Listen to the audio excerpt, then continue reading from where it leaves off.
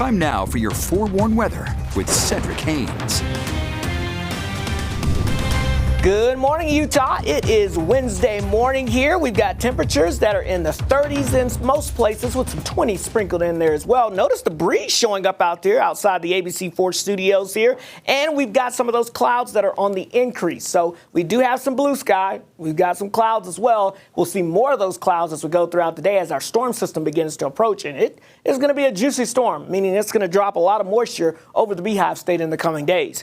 35 degrees in Logan, 39 in Ogden and Salt Lake City, 37 in Provo. But there you go. You get to the West Desert. Mid-20s showing up there. 24 in Price, 27 in Green River, 29 for our friends in Moab. Blanding, 24 degrees. Good morning to you, by the way. 38 degrees in St. George. So I've talked about this storm system coming our way. Again, we said this would be a storm system that would be stronger and have more moisture than the one we had earlier this week. And sure enough, you can see why. It's tapping into an atmospheric river.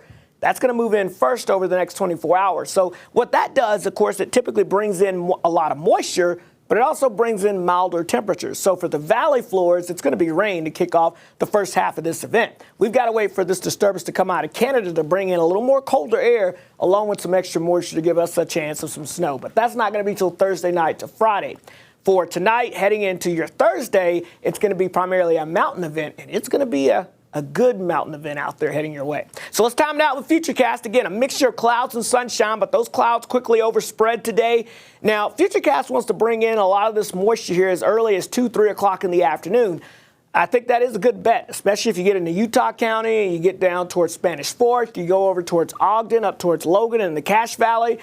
But sometimes the moisture kind of gets that rain shadow around the Salt Lake Valley because the wind's coming in out of the south. So just keep that in mind. It may not start immediately as rain right away in the valleys, but it will eventually kick in as we go throughout the afternoon and evening hours. Meanwhile, look at the heavy mountain snow by Wednesday evening in place here. So if you're in the mountains, it's going to be snowing pretty good, and it will likely do that all night. And look at that moisture with that atmospheric river just lining up along the I-15 corridor into your Thursday morning. Again, we wake up to heavy mountain snow, both north, central, and southern mountains, with that valley rain continuing across the area. But we start to see things change by the daytime hours on Thursday. We get that southerly flow to kick to the east. We get a northwesterly flow with that secondary disturbance coming in, and we start to drop those snow levels. So I think Thursday afternoon we'll see our temperatures dropping and snow levels dropping potentially as low as the benches here by the time we get towards Thursday afternoon into Thursday evening. And then by Thursday night, that's when I think those snow levels completely drop to the valley floors.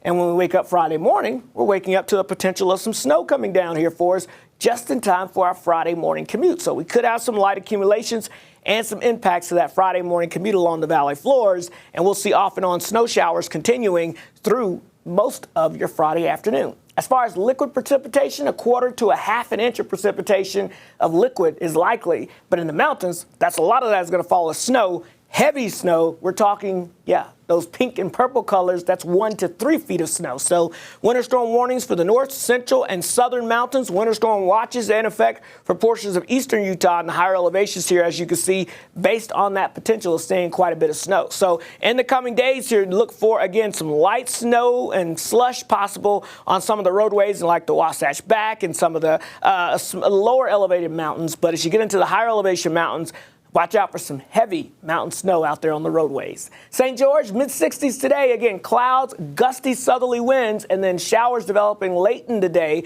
And we'll see that rain likely into your Thursday before tapering off Friday.